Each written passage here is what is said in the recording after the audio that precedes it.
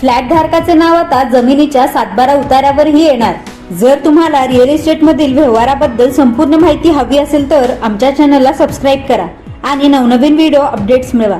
Subscribe करा आणि तुमच्या रिअल इस्टेट नॉलेज मध्ये भर घाला।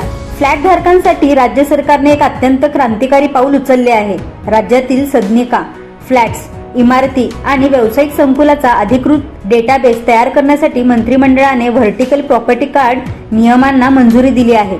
अशा प्रकारची नियमावली तयार करणारे महाराष्ट्र हे देशातील पहिले राज्य ठरले आहे। या नियमावलीमुळे आता प्रत्येक फ्लॅट धारकाला व्हर्टिकल प्रॉपर्टी कार्ड मिळणार आहे। त्याचबरोबर संबंधित जमिनीच्या 7/12च्या उतार्यावरही फ्लॅट धारकाचे नाव लागणार आहे। आतापर्यंत फ्लॅट धारकाचा अधिकार केवळ त्यांच्या भिंतीच्या आत असायचा, मात्र नवीन नियमानुसार इमारतीखालील जमिनीमध्ये तुमचा नेमका हिस्सा किती याची अधिकृत नोंद या कार्डवर असेल। यामध्ये इमारतीचे एकूण क्षेत्रफळ, तुमचा चटई क्षेत्रानुसार वाटा आणि डिजिटल स्वाक्षरीसह QR कोड असेल।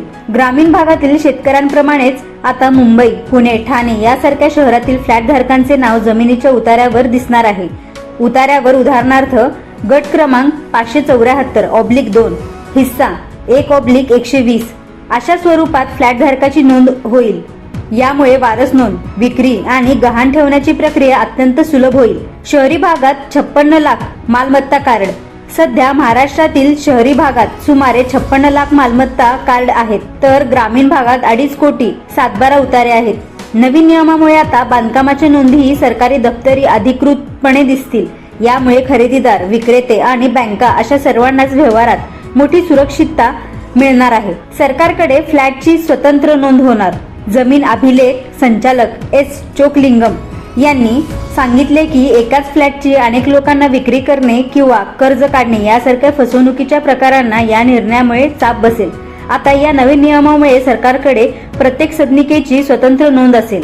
अशी होईल अंमलबजावणी। प्रारूप आराखडा। सरकार लवकरच या नियमांचा मसुदा हरकती आणि सूचनांसाठी प्रसिद्ध करेल। Pilot project.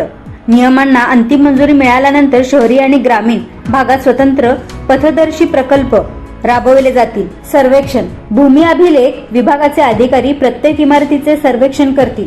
सुरुवातीला ही प्रक्रिया मॅन्युअली होईल, मात्र नंतर सर्व डेटा ऑनलाईन अपडेट केला जाईल।